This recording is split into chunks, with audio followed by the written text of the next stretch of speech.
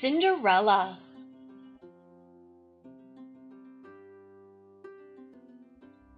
Once upon a time, there lived an unhappy young girl. Unhappy she was, for her mother was dead. Her father had married another woman, a widow with two daughters, and her stepmother didn't like her one little bit. All the nice things, kind thoughts, and loving touches were for her own daughters. And not just the kind thoughts and love, but also dresses, shoes, shawls, delicious food, comfy beds, as well as every home comfort. All this was laid on for her daughters. But for the poor, unhappy girl, there was nothing at all. No dresses, only her stepsister's hand-me-downs. No lovely dishes, nothing but scraps. No nice rest and comfort, for she had to work hard all day, and only when evening came was she allowed to sit for a while by the fire, near the cinders. That is how she got her nickname, for everybody called her Cinderella. Cinderella used to spend long hours all alone talking to the cat. The cat said, "Meow," which really meant, "Cheer up, you have something neither of your stepsisters have, and this is beauty." It was quite true. Cinderella, even dressed in rags with a dusty gray face from the cinders, was a lovely girl, while her stepsisters, no matter how splendid and elegant their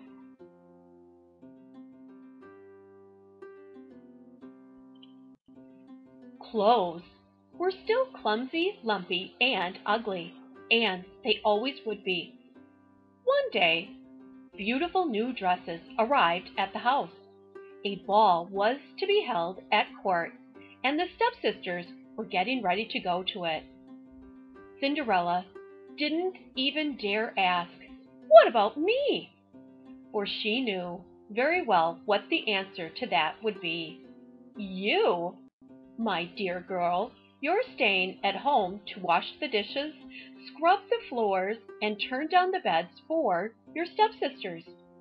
They will come home tired and very sleepy." Cinderella sighed at the cat. "Oh dear, I'm so unhappy." And the cat murmured, "Meow." Suddenly, something amazing happened. In the kitchen, where Cinderella was sitting all by herself, there was a burst of light, and a fairy appeared. "Don't be alarmed, Cinderella," said the fairy. "The wind blew me your size. I know you would love to go to the ball, and so you shall." "How can I, dressed in rags?" Cinderella replied. "The servants will turn me away." The fairy smiled. With a flick of her magic wand, Cinderella found herself wearing the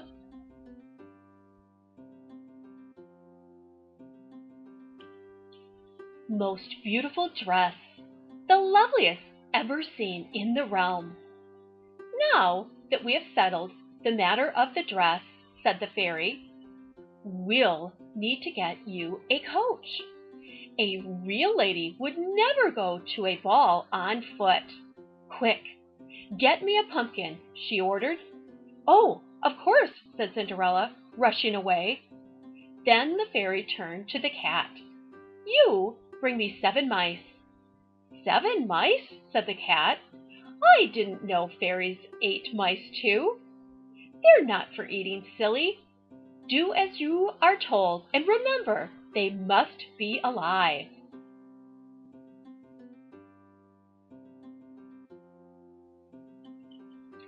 Cinderella soon returned with a fine pumpkin, and the cat with 7 mice he had caught in the cellar. "Good!" exclaimed the fairy. With a flick of her magic wand, wonder of wonders, the pumpkin turned into a sparkling coach, and the mice became 6 white horses, while the 7th mouse turned into a coachman, in a smart uniform and carrying a whip. Cinderella could hardly believe her eyes. "I shall present you at court. You will soon see that the prince, in whose honor the ball is being held, he will be enchanted by your loveliness. But remember, you must leave the ball at midnight and come home, for that is when the spell ends. Your coach will turn back into a pumpkin, the horses will become mice again, and the coachman will turn back into a mouse, and you will be dressed again in rags and wearing clogs instead of these dainty little slippers. Do you understand?" Cinderella smiled and said, "Yes, I understand." When Cinderella entered the ballroom at the palace, a hush fell. Everyone stopped in mid-sentence to admire her elegance, her beauty, and grace. "Who can that be?" people asked each other. The two stepsisters also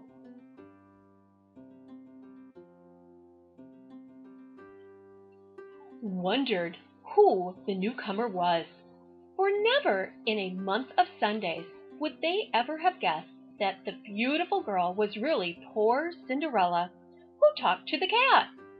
When the prince set eyes on Cinderella, he was struck by her beauty. Walking over to her, he bowed deeply and asked her to dance, and to the great disappointment of all the young ladies, he danced with Cinderella all evening. "Who are you, fair maiden?" the prince kept asking her. But Cinderella only replied, "What does it matter who I am? You will never see me again anyway." "Oh, but I shall, I'm quite certain," he replied.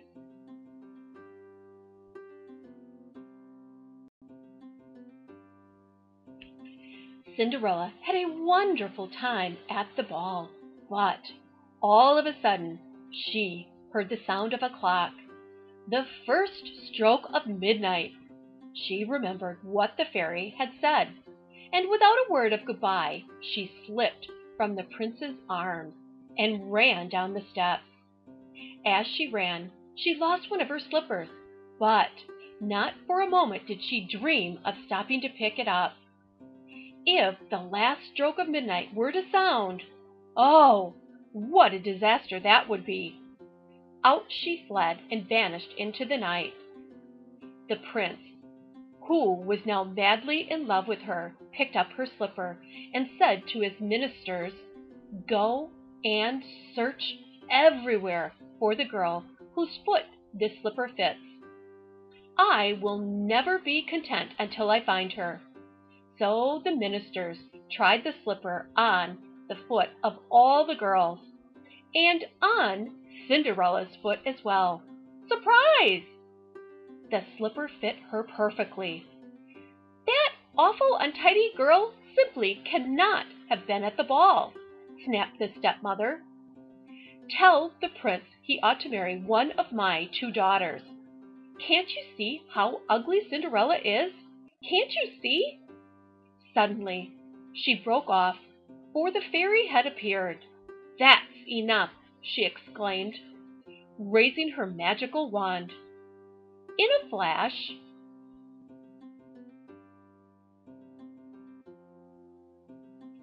Cinderella appeared in a splendid dress, shining with youth and beauty. Her stepmother and stepsisters gaped at her in amazement, and the ministers said, "Come with us, fair maiden. The prince awaits to present you with his engagement ring." So Cinderella joyfully went with them and lived happily ever after with her prince. And as for the cat, he just said, "Meow."